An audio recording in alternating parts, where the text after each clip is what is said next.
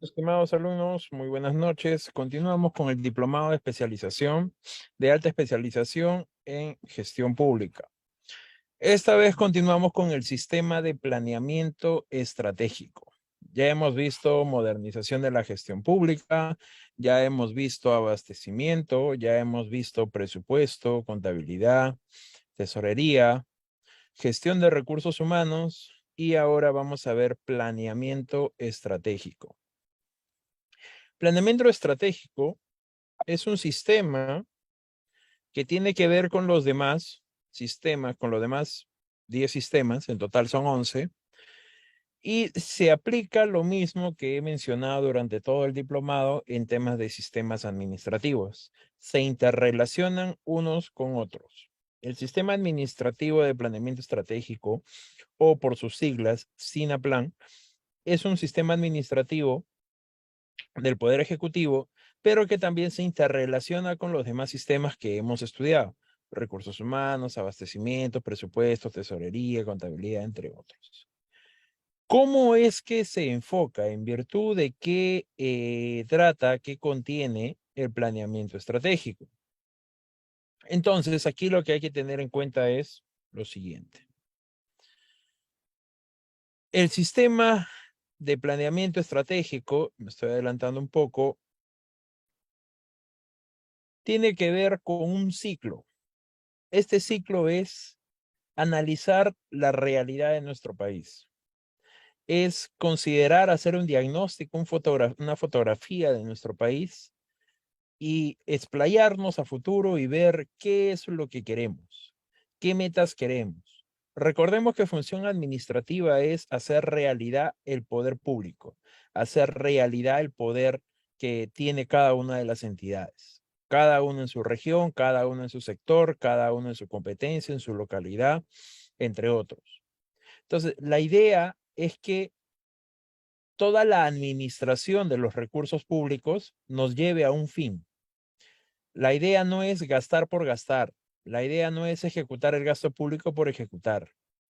La idea de cada gasto, la idea de cada certificación presupuestal, la idea de cada previsión presupuestal, de cada compromiso, de cada devengado, de cada girado, de cada pago, de cada contratación de un CAS, de cada contratación del régimen 728, 276, personal de confianza, entre otros, que cada uno de ellos tenga una finalidad que cumplir, tenga un objetivo, una meta que cumplir. Y de ahí nacen los planes.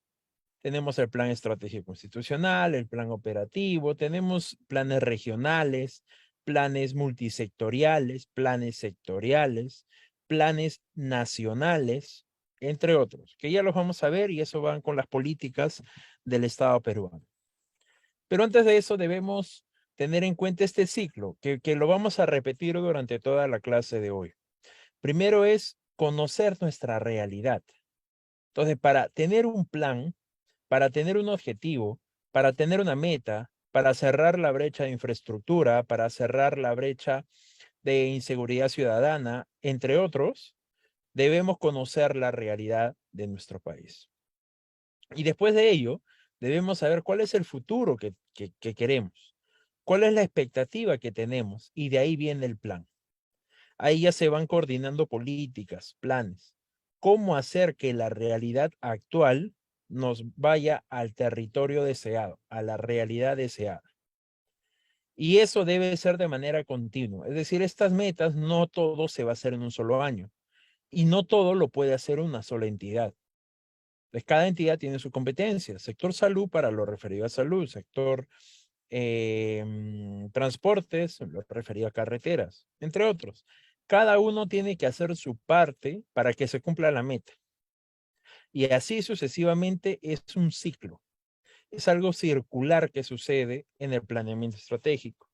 Entonces, les pido que tengan en cuenta estos 4 puntos porque es el ciclo del planeamiento estratégico.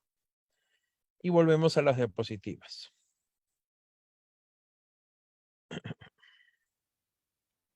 Les recuerdo que si tienen alguna consulta, alguna duda, pueden levantar la mano, pueden interrumpirme o pueden escribir por el chat, que constantemente lo estoy revisando, lo estoy viendo. Entonces, para entender planeamiento estratégico tenemos que ver cuáles son las políticas. Y las políticas que tiene el Estado son las que ustedes están viendo actualmente. Y están enfocados en 4 pilares: la democracia y Estado de Derecho, la equidad y justicia social, la competitividad del país y el Estado eficiente, transparente y descentralizado. Estos 4 pilares tienen una serie de políticas y cada uno se tiene que cumplir.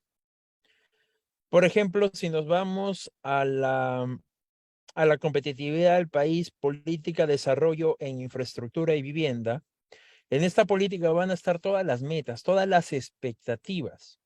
Es decir, en esta política se analizó en su momento cuál es la realidad actual de la infraestructura y vivienda en el Perú, y luego de una serie de análisis prospectivos, es decir, a futuro, nos conllevó a cuál es la realidad, la expectativa que se desea a futuro respecto a infraestructura y vivienda. Entonces, si tenemos que se debe cerrar la brecha de infraestructura y debemos mejorar las viviendas, o se puede analizar sin tener tantos datos ahora de que la vivienda en nuestro país para todos los ciudadanos y diversas regiones, incluido en Lima, no es la mejor vivienda, no es lo que dice nuestra Constitución. Entonces debemos mejorar. Y digamos que uno de los objetivos para ello es generar complejos de vivienda. Complejos de vivienda para diversos distritos. Entonces, para eso se tendría que, digamos, y otra vez para fines académicos, por ejemplo, construir el complejo. Entonces, ahí lo que se tiene que primero definir es cuál de las entidades públicas es competente para construir el complejo. Digamos que es el Ministerio de Vivienda. Ok, ya tenemos el complejo. Ahora, imaginemos qué es lo que se necesita: el terreno. Entonces, tal vez se puede atribuir esa competencia a la Dirección General de Abastecimiento del MEF, en el cual ellos administran diversos terrenos a nivel nacional. Ahí está otra competencia. Digamos que no se tiene, digamos que se tiene que expropiar. Entonces es competencia del Ministerio de Transportes. Pero ahí habría que analizar un costo-beneficio. ¿Cuánto deberíamos por pagar por expropiación, por justiprecio, versus lo que vamos a invertir, versus el beneficio de la finalidad pública que vamos a tener? Entonces, ahí ya se tiene un problema que se tiene que analizar para ver cómo es que se va a conseguir el terreno para tener esa vivienda multisectorial, esa vivienda en determinados distritos. Tal vez no está asfaltado esa parte. Entonces, se debe poner una meta que es hacer las pistas, las veredas de toda esa zona. Y así sucesivamente. Una vez que ya tenemos esa expectativa, lo aterrizamos en la contratación. Pero para aterrizarlo en la contratación debemos considerarlo en los planes anuales de cada entidad. Y eso se llama Plan Operativo Institucional, el POI, por sus siglas. Entonces, en el POI, en el Plan Operativo Institucional, van a estar todos los planes así redactados de una forma general, abstracta, para que se pueda aún más aterrizar a través de los otros sistemas. Entonces, digamos que ya se hizo toda la política, digamos que ya se hizo todo el desagregado, digamos que ya se tiene en el plan operativo institucional de las entidades que hemos mencionado, por ejemplo, 2023, para que se haga este complejo. Entonces, ya se tiene que incluir en el plan anual de contrataciones, ya se tiene que hacer un requerimiento el otro año para realizar la ejecución de la obra. Pero para una obra hay 2 etapas: expediente técnico y luego la ejecución de la obra. Entonces, ya se debe considerar eso en el presupuesto. Nótese que hasta este punto ya hemos hablado de 3 sistemas que van de la mano. El primero, plan estratégico, el sistema de planeamiento estratégico. ¿Por qué? Porque estamos hablando de los planes para cerrar las brechas y cumplir con la política de competitividad del país. 2, estamos hablando del requerimiento, estamos hablando del plan anual de contrataciones, estamos hablando de expediente técnico, contratación de obra. Entonces estamos hablando del sistema de abastecimiento. Y 3, estamos hablando de presupuesto. No podemos ejecutar un gasto si no está debidamente presupuestado, si no vamos a tener dinero para pagarlo. Entonces se tienen que hacer todas las gestiones presupuestales que hemos visto en el curso, bajo el sistema de presupuesto. Entonces, en solo este ejemplo, estamos hablando ya de 3 sistemas. Entonces, eso es para, por ejemplo, en el tema del Ministerio de Vivienda. Lo mismo en el Ministerio de Transportes. Tiene que incluirse en el PAC, tiene que verificarse el presupuesto, tiene que hacerse requerimiento para hacer la obra de carreteras y pistas. Lo mismo, hacer un expediente técnico y luego una obra. Salvo que se haga un concurso oferta, pero eso ya es modalidad de cada entidad. Digamos que también se tiene que pensar en que las entidades,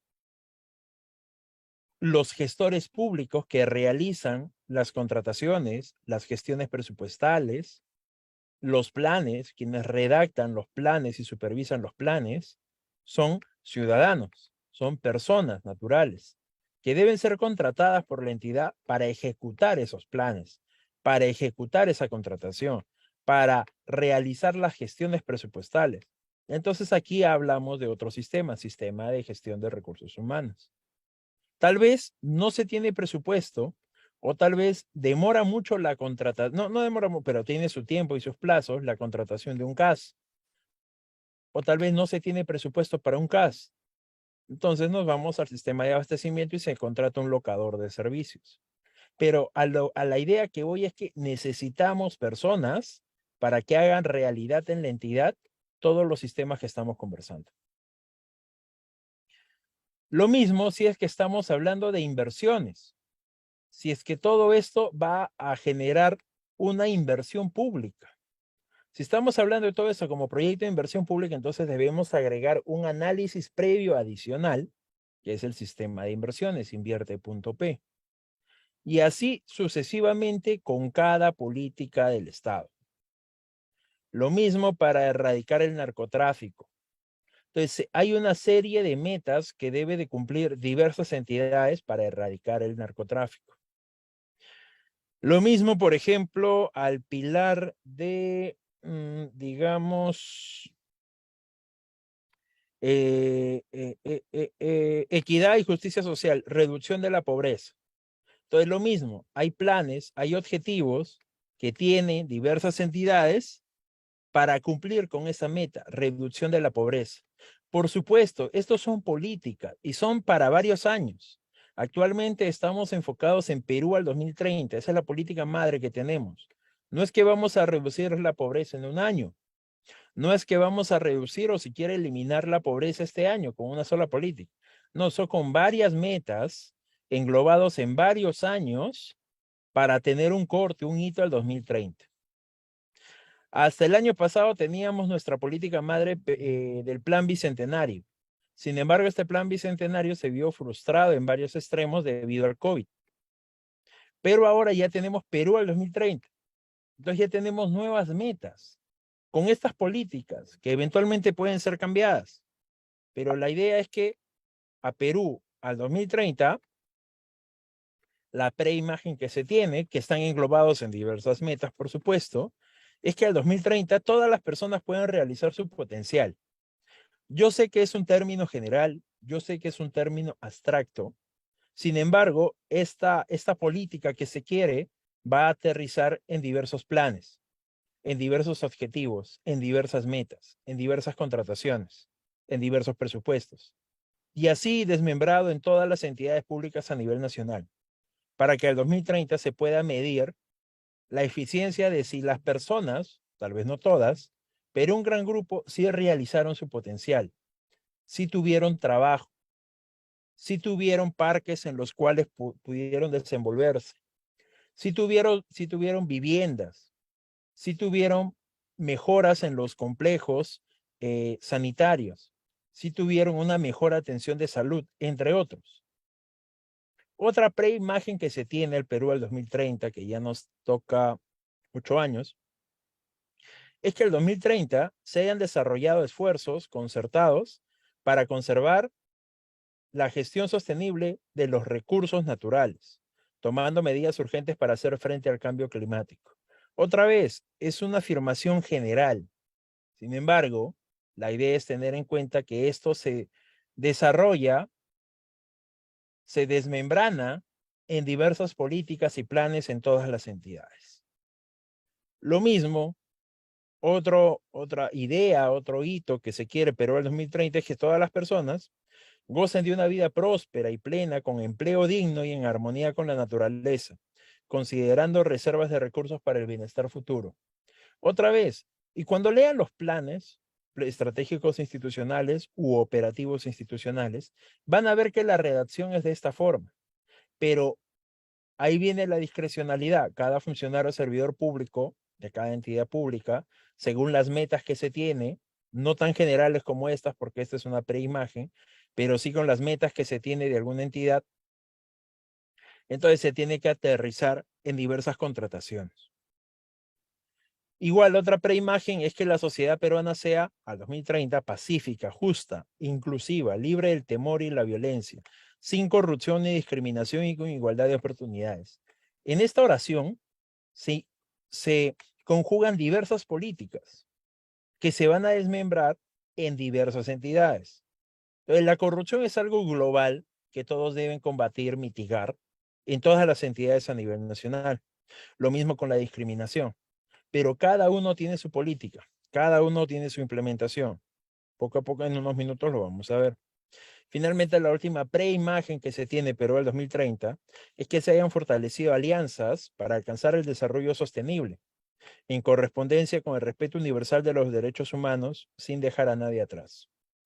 Otra vez, es una preimagen. Sin embargo, esa preimagen, lo que se busca es que cómo se tiene el Perú al día de hoy, cómo se busca tener al Perú el año que sigue, el que subsigue y así sucesivamente hasta llegar al 2030.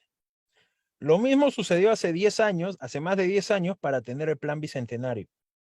Entonces, como ya hemos visto hasta esta etapa de la clase, vemos que planeamiento estratégico es implementar planes, pero planes que tengan un objetivo, que tengan un fin. Y ese fin va a ser a futuro. Sistema de planeamiento estratégico es pensar a futuro. Por supuesto, considerando el diagnóstico actual.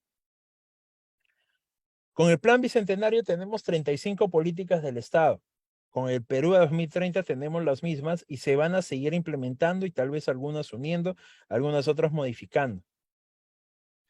Estos planes se van a ajustar de acuerdo a todo el plan que se tiene a nivel nacional y al actual plan madre que tenemos, Perú al 2030. Ojo que esta preimagen fue aprobada en el 2017, pero ahora ha sido actualizada debido a todo lo que ha sucedido en el COVID. Entonces, todos los planes, todas las ideas que se tiene para mejorar al Perú, ahora tenemos un nuevo hito, Perú al 2030. Acaba Perú al 2030 y vamos a tener un nuevo plan, madre, Perú al 2050. De ahí al 2070 y así sucesivamente ya por un periodo de 100 años.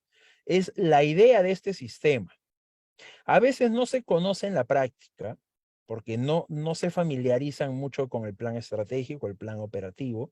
A veces se repiten las contrataciones, el término coloquial de se copia y pega los requerimientos de año a año, las contrataciones año a año, y se desenfocan en la finalidad pública.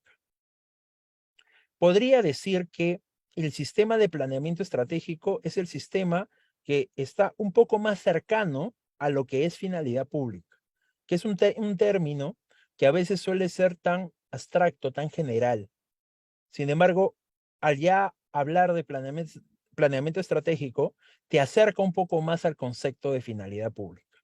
Concepto que se aplica en todas las entidades públicas, que sin embargo no son los mismos para todas las entidades públicas.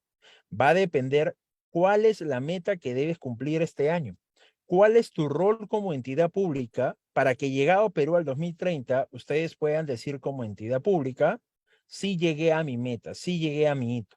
Y este plan es independientemente de las gestiones, independientemente del partido político, independientemente de la persona o personas que asumen los cargos públicos. La idea es ser objetivo en el planeamiento estratégico. La idea es que esta preimagen de Perú al 2030 y actualmente el plan del 2030 se vea a raíz de los años.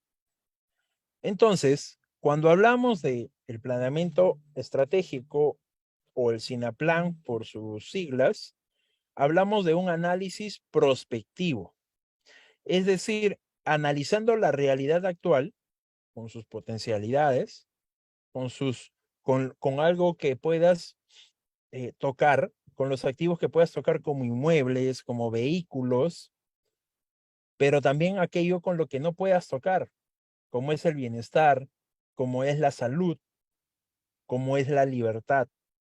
Entonces, todo ello tiene que ser identificado, estudiado para tener riesgos, contingencias y llegar a futuro a los hitos que se tienen.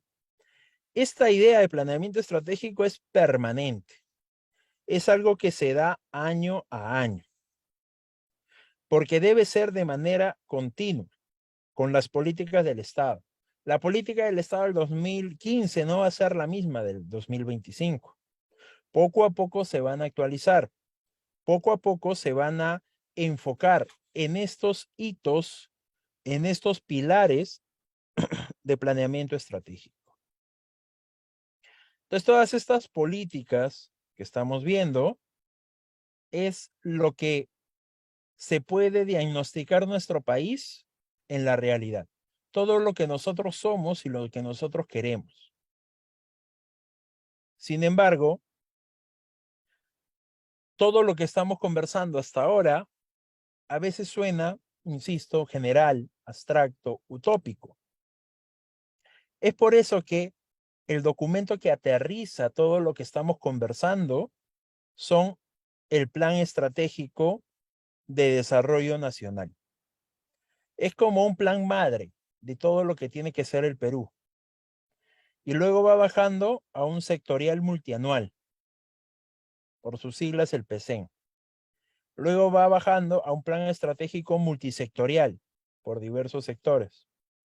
Luego va bajando a un regional, luego va bajando a un local y de ahí va bajando a diversas entidades. Cada entidad tiene su plan estratégico institucional y cada entidad tiene su plan operativo institucional. Entonces, hasta ahí debemos tener en cuenta que estos planes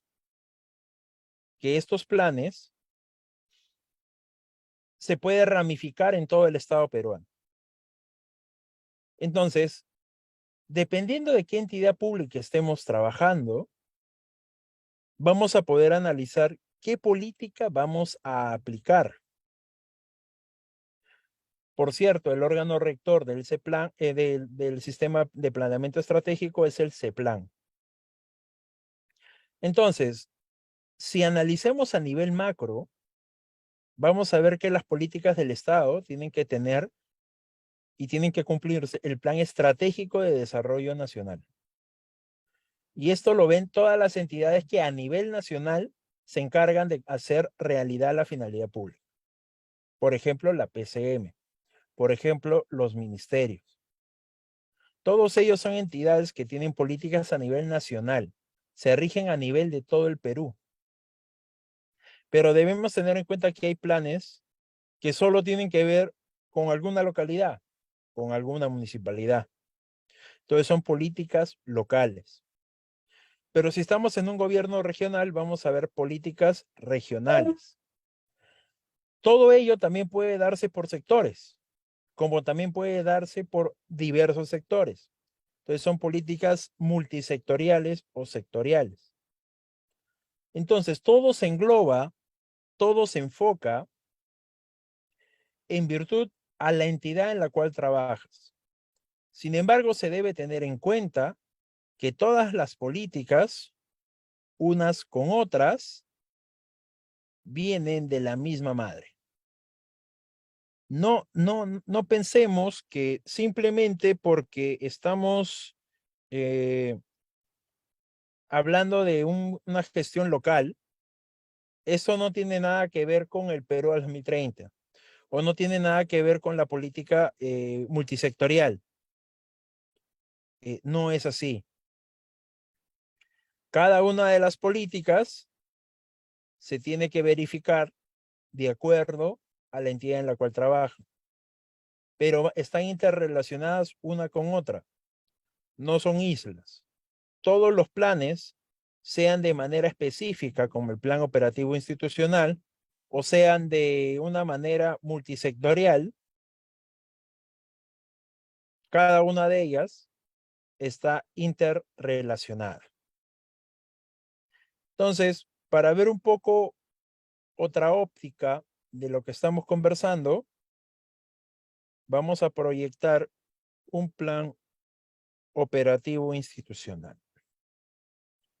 No olviden que si tienen alguna pregunta o alguna duda, pueden escribir al chat, levantar la mano o interrumpirme para seguir conversando sobre el sistema de planeamiento estratégico. Este es el plan operativo del Ministerio de Educación. Está aprobado con la resolución 301-2022, aprobado recientemente el 14 de julio de 2022.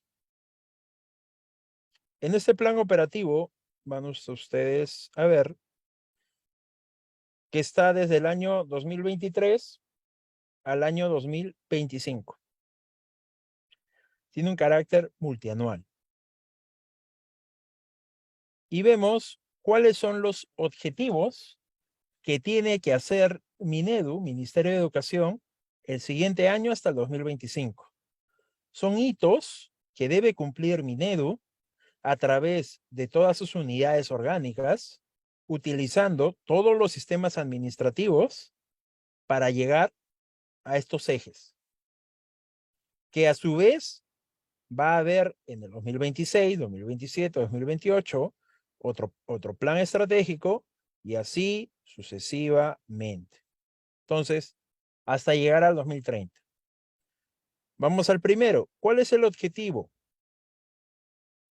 El objetivo es fortalecer el desarrollo de aprendizaje de calidad según el Currículo Nacional para Estudiantes de Educación Básica. ¿Y cuál va a ser mi eje? Aprendizajes a lo largo de la vida. Infraestructura física, infraestructura emocional. Entonces, aún vemos que la redacción es general, aún vemos que la redacción es utópica. Sin embargo, todos estos objetivos y ejes deben ser como si fuera un checklist cuando nos vamos al otro sistema de abastecimiento. Todos los bienes, servicios, consultoría consultoría de obras y obras que necesitamos para cumplir este objetivo. Dicho de otra forma, ¿qué necesito qué bien necesito comprar? ¿Qué servicio necesito contratar? ¿Qué obra necesito construir yo como Minedu para fortalecer el desarrollo de aprendizaje de calidad según el currículo nacional? Entonces, desde ahí debemos analizar y ver qué se necesita. Mejorar la infraestructura educativa, los colegios, o tal vez contratar o capacitar mejor a los docentes. Entonces, ya viene todo un análisis que se tiene que hacer para poder llegar al 2025, según este plan, a afirmar que hemos fortalecido el desarrollo de aprendizajes. Otro objetivo que vamos a ver, ya no de una manera más general, sino lo aterrizamos un poco más. Ya no el de currículum, sino el siguiente. El siguiente objetivo, fortalecer el acceso a una formación de calidad con equidad en los estudiantes de educación técnico, productiva y superior, tecnológica, artística y universitaria. Entonces ya no está hablando de los colegios, ya está hablando de institutos y universidades. Y como vemos, así se desagrega en cada plan. Por ejemplo, la primera acción estratégica institucional que se debería hacer, según el plan, es mantener un sistema de información implementado en los colegios. Otro, tener un programa de optimización de oferta para el aseguramiento de calidad en los institutos. Otro es tener un programa de estudio de educación con el sector productivo. Otro es tener un programa de fortalecimiento de capacidades de docentes. Y así sucesivamente. Entonces vemos que ahí ya, para, por ejemplo, fortalecer las capacidades, estás hablando de un servicio de capacitación a docentes. Eso es un servicio que debes contratar. Eso es un servicio que cuesta y por ende debes prever en el presupuesto. Entonces, la contratación que deberías hacer para, por ejemplo, cumplir con tu acción estratégica 5 es contratar una capacitación. Contratar una capacitación. Entonces, se tiene que verificar en la contratación cuál es la meta, el plan que tú vas a cumplir. Y a veces uno, cuando ve en la práctica un requerimiento, a veces uno solo ve requerimiento, pasa indagación de mercado, hace la gestión presupuestal, nos vamos al a la aprobación del expediente, corremos con las bases, continuamos con la buena pro, llegamos al contrato y así sucesivamente, pero nos olvidamos analizar si está cumpliendo o no con la finalidad. Hay una institución jurídica en contrataciones que se llama adicional, que es muy interesante porque va de la mano con planeamiento estratégico y es algo que poco se comenta. En el sistema de abastecimiento está el adicional de un contrato. ¿Qué te dice esa normativa? Que puedes hacer un adicional hasta el 25% de bienes y servicios, siempre y cuando el área usuaria sustente que ese adicional es para alcanzar la finalidad pública. Nada más, no te dice más. Lees toda la norma, todas las directivas en contrataciones y ninguno te va a decir a qué se refiere con alcanzar la finalidad pública del servicio del bien. Entonces, cuando hablamos de alcanzar la finalidad pública, nos tenemos que remontar al sistema de planeamiento estratégico. Entonces, tendríamos que analizar en este adicional, primero, cuál es la finalidad pública. ¿Cuál es la finalidad pública?